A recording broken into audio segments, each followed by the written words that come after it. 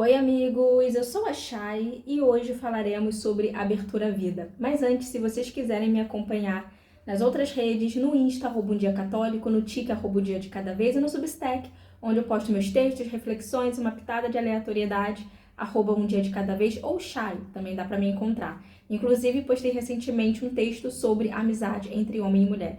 Corre lá para ver, vou deixar o link no comentário fixado. Bom, vamos falar sobre a abertura à vida, mas eu queria fazer um panorama geral sobre a abertura à vida, tá? Bom, primeiro eu preciso dizer que a abertura à vida, ela é uma exigência da nossa igreja. Não é à toa que ela está dentro do nosso Código de Direito Canônico. Significa que todo católico, ele precisa ser aberto à vida. Ele precisa ser aberto à vida para ser católico. Não existe a possibilidade de um católico não ser aberto à vida. Inclusive, esse é até um motivo de nulidade matrimonial já constado no Código de Direito Canônico. Então, para se casar na Igreja Católica, é necessário ser aberto à vida. Então, o que é ser aberto à vida? Ser aberto à vida é ser aberto à vida desde a sua concepção. Ou seja, nós somos abertos desde a concepção da vida no corpo da mulher. Isso significa que o católico, ele não pode fazer algumas coisas referentes à vida. Então, o católico, ele não pode privar a vida de existir utilizando métodos contraceptivos. O católico também não pode manipular a vida dentro de um laboratório, como é a FIV, a fertilização in vitro. Tá? E o católico não pode fazer inseminação artificial. Então, não podemos gerar uma vida de forma artificial, porque a vida é Deus quem dá. Então, não fazemos um ser humano dentro de um laboratório. E da mesma forma que nós também não ficamos manipulando ou controlando a vida através de métodos científicos que mudam o organismo da mulher ou que impede a função do próprio corpo exercer aquilo para que ele foi feito, né? Aquilo que foge do natural. Então não se usa métodos contraceptivos, seja injetável, seja de pílula de tomar ou de vestir, de usar dentro ali do órgão. Então nós não utilizamos métodos contraceptivos. Nós acreditamos que a vida é dada por Deus. Deus dá a vida quando Ele quiser e se Ele quiser. Agora, por exemplo, vamos supor que um casal esteja passando por alguma dificuldade. Pode ser dificuldade financeira, às vezes, né, o homem faliu, a empresa familiar faliu, ou um momento muito delicado, às vezes uma crise, alguma patologia, às vezes alguma doença psicológica ou alguma doença física. Se por acaso o casal tiver a necessidade de espaçar uma gravidez, como que ela pode fazer?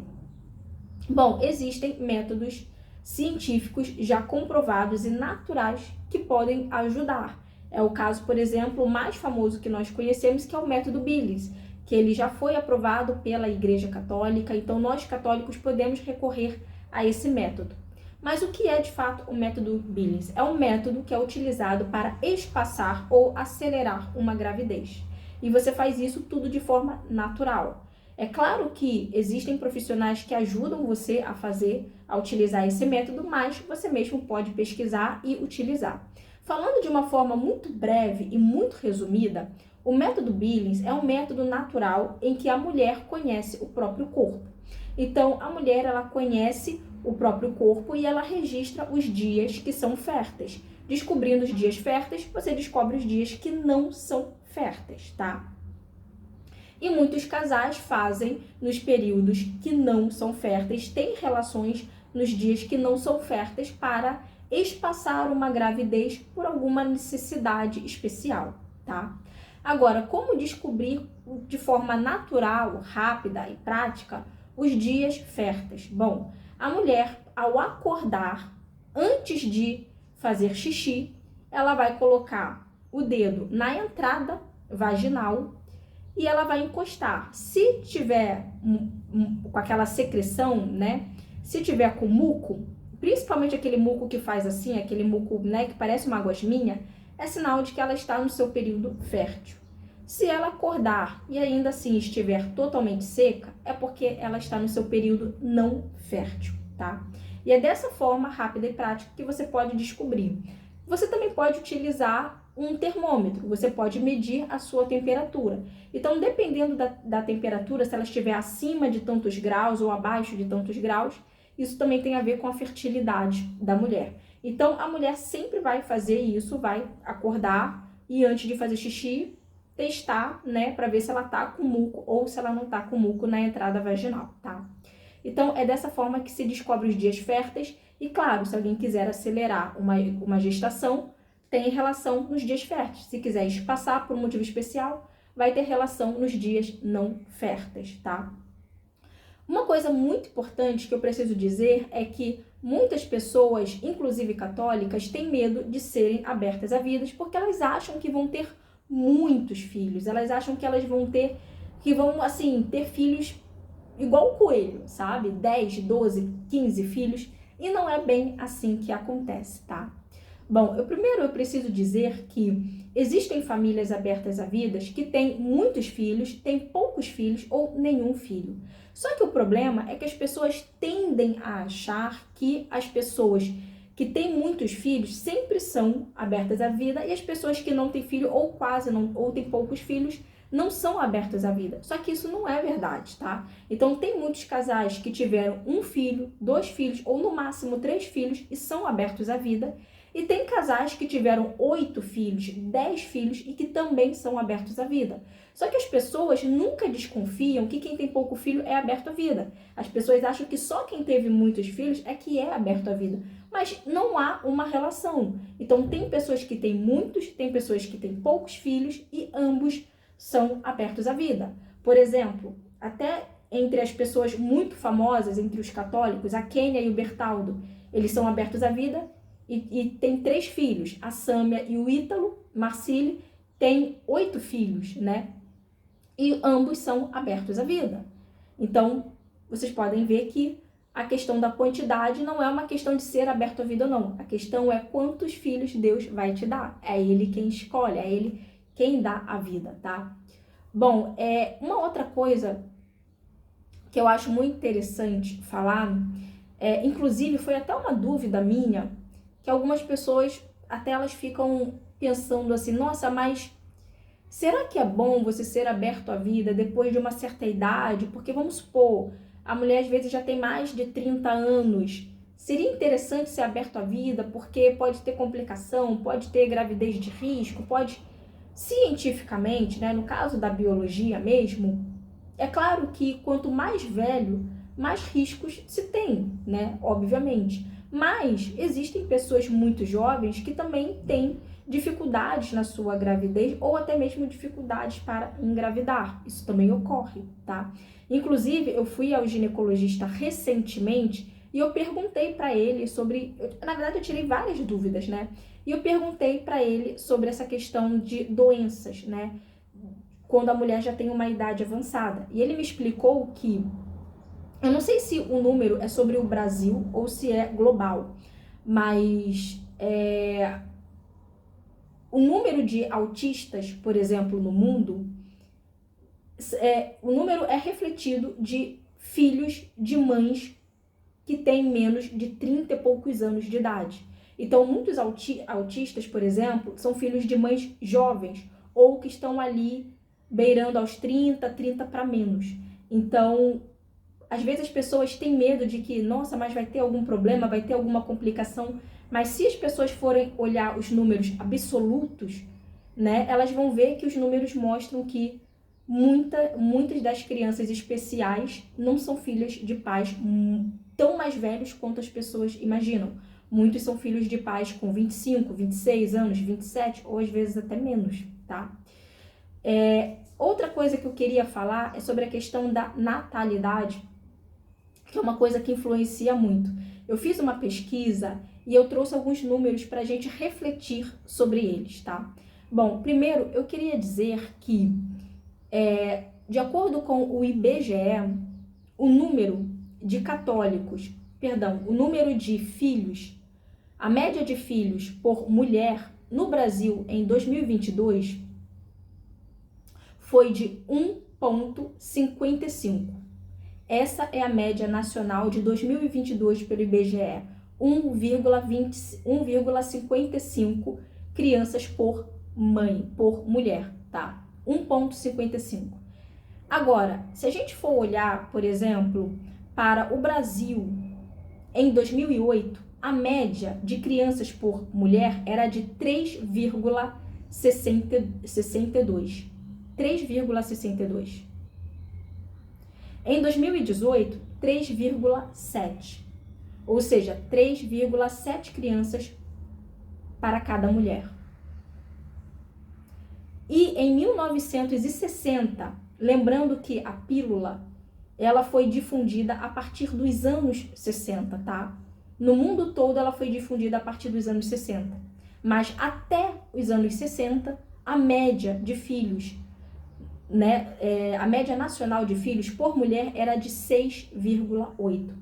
Então, nós saímos de 6,8 em 1960 para 3,7 em 2018, 3,62 em 2008, 1,55 em 2022, de acordo com o IBGE. Essa é a nossa média de filhos por mulher. Agora, se a gente for olhar do ponto de vista católico, eu já dei um número absoluto. Agora, vamos estreitar, vamos falar um pouco mais do número líquido, tá?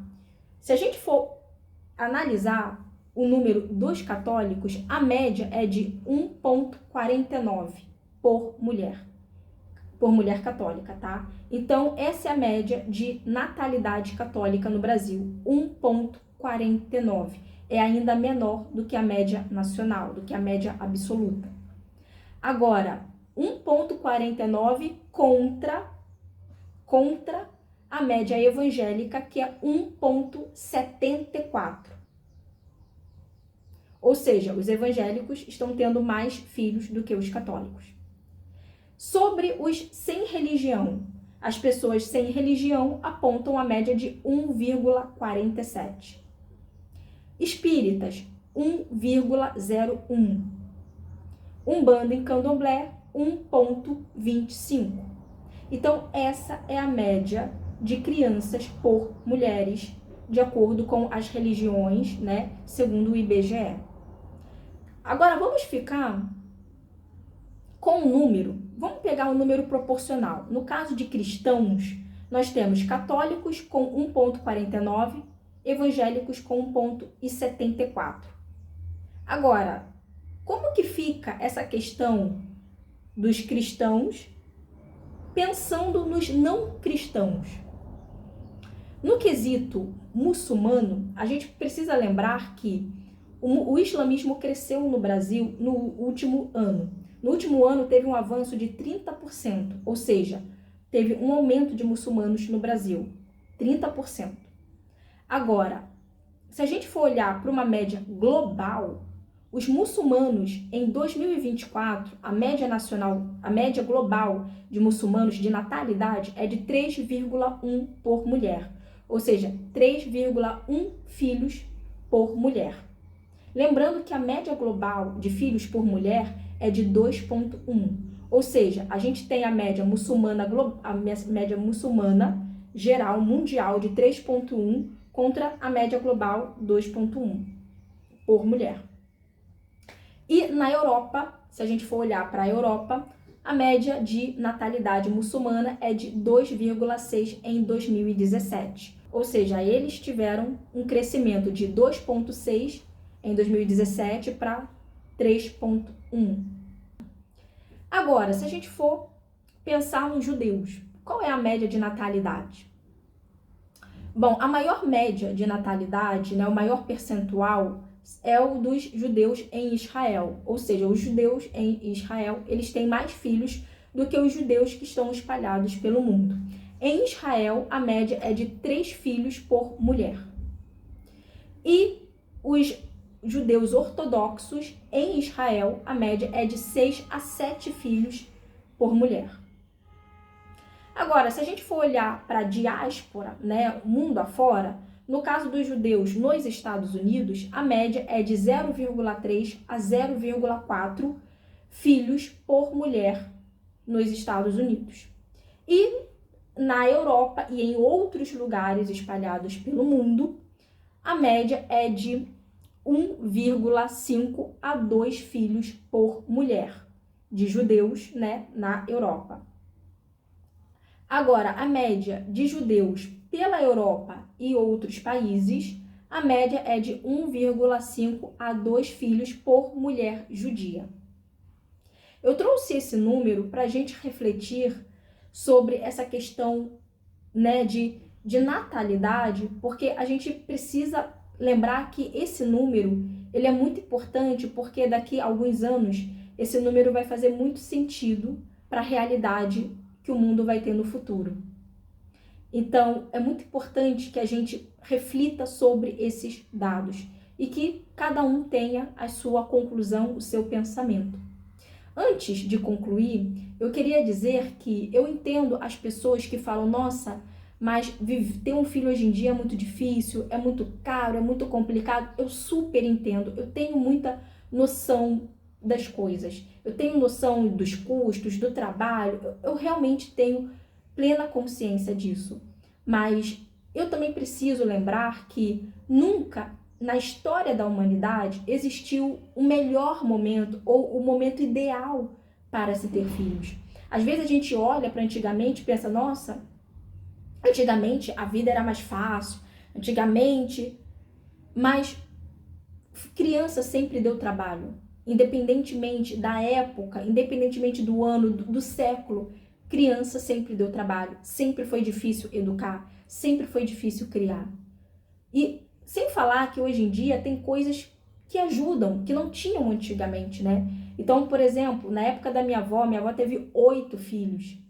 Naquela época, ela tinha que lavar roupa para 8 crianças. Então, era tudo muito manual, não tinha máquina de lavar. A minha avó falava que quando ela era criança, mal tinha geladeira, não era comum na casa as pessoas terem eletrodomésticos e tudo mais. Então, pensa antigamente, né?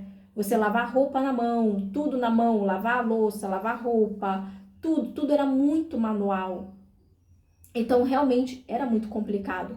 Então, se as pessoas forem esperar pela melhor circunstância, pela melhor época, pela melhor situação financeira, a humanidade nem vai dar continuidade, porque nunca vai existir uma circunstância melhor, nunca vai existir um momento ideal para se viver. Aliás, o melhor momento é agora, porque é o tempo que Deus te deu. Não adianta você ficar pensando na época dos seus pais, na época dos seus avós. O melhor momento de vida é o momento que Deus te deu. Então, é muito importante, claro, a gente se planejar, a gente se programar. É importante, sim, a gente pensar muito no que precisa ser pensado. Mas a gente também não pode ser ingênuo de achar que vai ter um momento ideal ou que antigamente tudo era melhor, porque também não é bem assim. Ainda mais antigamente, né, que tinha guerras o tempo todo, conflitos o tempo todo, imagina a dificuldade, né? Então, não existe um momento ideal, tá? Mas, claro, filho é uma responsabilidade e os pais são, né, de uma certa forma, responsáveis pela salvação das almas dos seus filhos, né? Não para sempre, porque, né, os filhos crescem, se tornam adultos, mas, enfim. Espero muito que vocês tenham gostado. Espero que vocês reflitam sobre esses dados, esses números que eu trouxe. Não esqueça de curtir, de seguir e de comentar o que vocês acharam. Até o próximo vídeo. Beijo, tchau, tchau.